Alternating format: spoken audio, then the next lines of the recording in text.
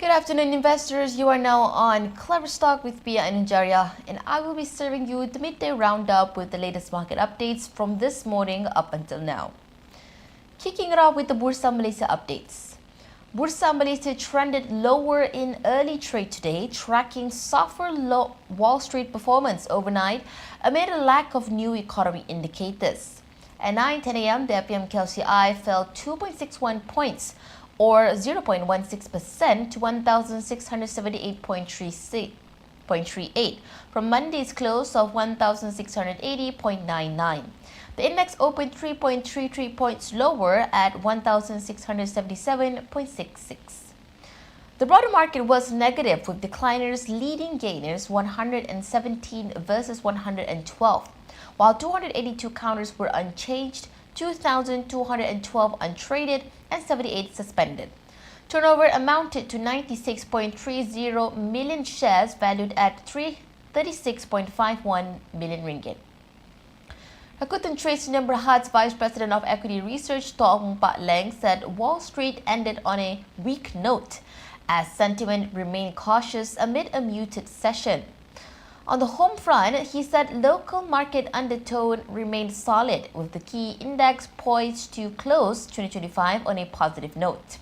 He said with the 1,700 level now within a touching distance, we are hopeful that this enigmatic level would be broken anytime soon. For today, we expect the index to hover within the 1,675 to 1,685 range. Among the heavyweights, Maybank fell 2 cents to 10 ringgit and 42 cents. CIMB eased 1 cent to 8 ringgit and 22 cents. Tenaga Nasional lost 10 cents to 13 ringgit and 78 cents, while Public Bank and IH each were unchanged at 4 ringgit and 51 cents and 8 ringgit and 56 cents respectively. On the most active list, TWL and Zetrix were flat at 2.5 cents and 81.5 cents respectively. MQ Technology rose 1 cent to 9.5 cents, Mega Fortis slipped 1.5 cents to 78.5 cents, and NextG gained 1 cent to 28 cents. Of the top gainers, Hong Leong Industries garnered 29 cents to 16 ringgit and 60 cents. Bintulu Port added 17 cents to 5 ringgit and 48 cents. Country View rose 9 cents to 2 ringgit and 89 cents. Chin Hin added 6 cents to 2 ringgit and 50 cents, and Crescendo put on 5 cents to 1 ringgit and 32 cents. Now, as for the top losers, Nestle dropped 70 cents to 115 ringgit. Petronas Dagangan slipped 18 cents to 19 ringgit and 62 cents, and Malayan Cement and Kim Lung shed 6 cents each to 7 ringgit and 57 cents and 2 ringgit and 35 cents respectively. Moving on to our local currency and foreign exchange. The ringgit continues its upward momentum, opening slightly higher against the US dollar on Tuesday as greenback weakened ahead of the Federal Open Market Committee FOMC meeting minutes today. At 8 a.m., the local currency edged up to 4.0500 or 4.0670 against the greenback from Monday's closing of 4.0580 or 4.0625. According to reports, the release of the FOMC minutes is set to be the key market focus today, with the economic calendar otherwise thin across most markets ahead of the New Year holiday. At the same time, investors continue to price in the possibility of further interest rate cuts by the US Federal Reserve in 2026, following the 25 basis point reduction delivered at the December policy meeting. Meanwhile, IPPFA Sdn Bhd Director of Investment Strategy and Country Economist Muhammad Siddiq Jantan said the resilience of the ringgit is increasingly being anchored by domestic flow dynamics rather than external risk sentiment. He said year-end liquidity conditions are expected to remain thin, but the direction of underlying flows is favoring the local note. He said export conversion, portfolio inflows, and corporate hedging activity continue to favor the ringgit, creating a persistent supply of US dollars in the local market. As a result, any intraday US dollar upticks are likely to be met by exporters selling and real money demand for ringgit assets, keeping US dollar ringgit capped despite the quieter trading environment. Now, at the opening, the ringgit was traded lower against a basket of major currencies. It inched up against euro to 4.7677 or 4.7877 and was slightly higher versus the British pound at 5.4711 or 5.494, but it depreciated vis-a-vis Japanese yen to 2.5970 or 2.6082. However, the local note was firmer against its ASEAN peers.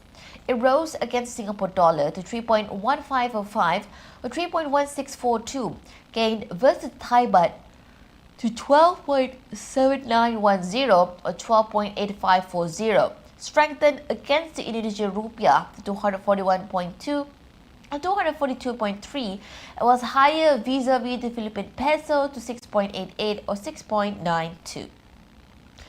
Now for some local economic news. Malaysia's palm oil industry is eyeing fresh growth in the United States after selected palm products secured zero tariff access under the Malaysia-US Agreement on Reciprocal Trade (ART). Malaysian Palm Oil Board (MPOB) Director General Datuk Dr. Ahmad Parvez Ghulam Kadir said palm oil exports to the US remain strong in 2025, with shipments rising marginally to 173,005 tons from January to November. Export value climbed 9.4% to 857.32 million ringgit, supported largely by downstream products such as oleochemicals and specialty fats, which benefit from stronger pricing power and buyer loyalty. He said Malaysia can remain competitive by focusing on value-added products while ensuring quality, continuity and choice for US buyers. Ahmad Parvez said the tariff-free access under ART has further strengthened Malaysia's competitiveness in the US market, particularly for downstream and specialized applications. On sustainability, he said Malaysia is well positioned to meet increasingly stringent global regulations, including the European Union Deforestation Regulation (EUDR). He said our strengthened Malaysian Sustainable Palm Oil MSPO 2.0 certification scheme and the National Traceability System ensure transparency and compliance with international standards. These initiatives integrate plantation mapping, licensing and certification data, reinforcing Malaysia's credibility and competitiveness in international markets. Economist and plantation expert Dr. Muhammad Zulkifli Zakaria described the US zero tariff access as a potential game changer for Malaysia. He said the agreement could lift biofuel-related demand and add 1 to 2 million tons of palm oil exports to the US. However, he cautioned that stricter EU deforestation rules could disproportionately affect smallholders, potentially reshaping Malaysia's export mix. He said Malaysia may need to divert more CPO to markets such as India, China, the Middle East and Africa, while exports to the EU could fall significantly, possibly by up to 30%. While Indonesia is likely to remain the world's largest exporter, Muhammad Zulkifli said Malaysia could leverage its sustainability credentials to secure premium market niches, particularly in downstream and certified segments. He also warned that US zero tariff access is not guaranteed over the longer term, with outcomes dependent on factors such as inflation trends, global oilseed supply and rising operational costs linked to sustainability compliance. To remain competitive, he said Malaysia must continue investing in smallholder support and accelerating digitalization for traceability, even in this raises compliance costs for exports to the EU and United Kingdom. Still on local news updates. Malaysia's industrial ambitions under the National Industrial Master Plan (NIMP 2030, led by the Investment, Trade and Industry Ministry, are grand spanning sectors from aerospace, electrical and electronic and semiconductors to advanced materials, electric vehicle, renewables and carbon capture, utilization and storage. Launched to reposition the country as a high-tech, high-value and sustainable growth manufacturing economy, NIMP 2030 aims to move industries up the global value chains, strengthen industrial competitiveness and high-skilled innovation-driven growth across all sectors. This plan stretches over 7 years to 2030 and is structured around 4 key policy missions that include advancing economic complexity, tech adoption and digitalization, net zero transition, and economic security and inclusivity. Under the Ministry's stewardship, NIMP 2030 serves as the overarching industrial policy framework, with ministries, agencies, industry players and education institutions working in alignment to deliver its outcomes. However, as factories rise and investment headlines flash, one fundamental question always appears: who will build, maintain and innovate these industries? Now, increasingly, the answer is shifting away from traditional degree pathways toward handles on technical talent.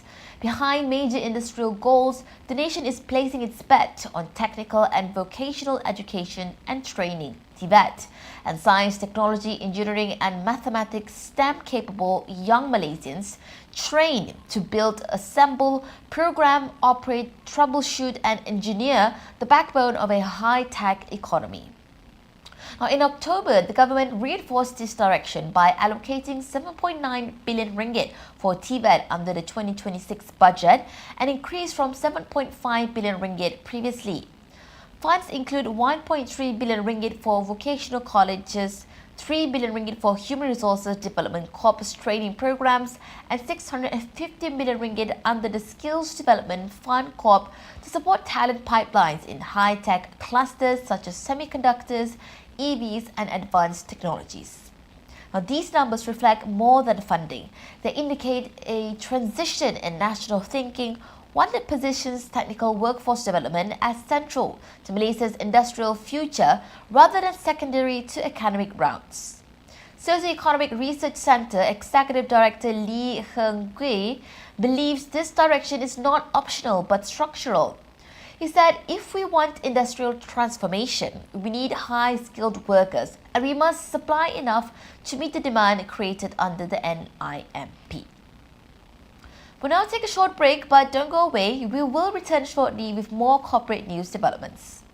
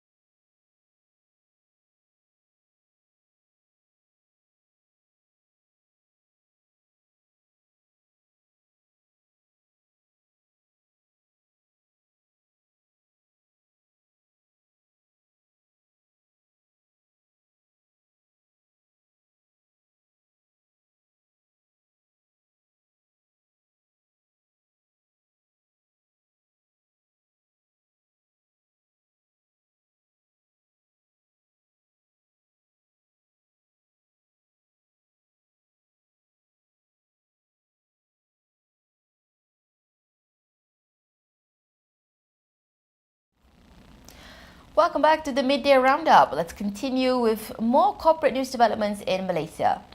Kawan Renergy Berhad is well positioned to capitalize on long-term structural tailwinds from the energy transition and the growing adoption of on-site power solutions. Public Investment Bank of Berhad, Public Invest, said rapid growth in data centers, rising industrial demand and accelerating urban electrification are increasingly straining grid connection timelines. At the same time, the National Energy Transition Roadmap targets a 70% renewable energy mix by 2050, including 1.4 gigawatts of bioenergy capacity. Against this backdrop, Public Invest said cogeneration and bioenergy systems are gaining traction as viable on-site solutions to alleviate grid constraints and reduce carbon intensity.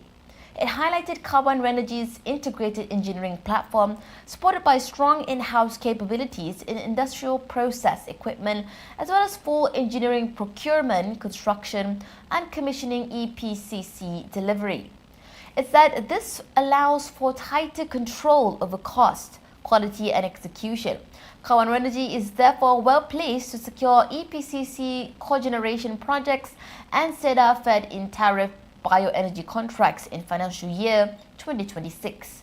Public Invest added that the group's order book remains steady at 108.2 million ringgit, largely underpinned by renewable energy and cogeneration projects, providing earnings visibility through 2026. The research house maintained its outperform call on the stock with an unchanged target price of 76 cents. Up next, we have some business news update. Infomina Berhad, through its subsidiary Infomina Thailand Co Ltd, Infomina TH, has secured a 137.1 million ringgit contract renewal with Siam Commercial Bank Public Company Limited (SCB).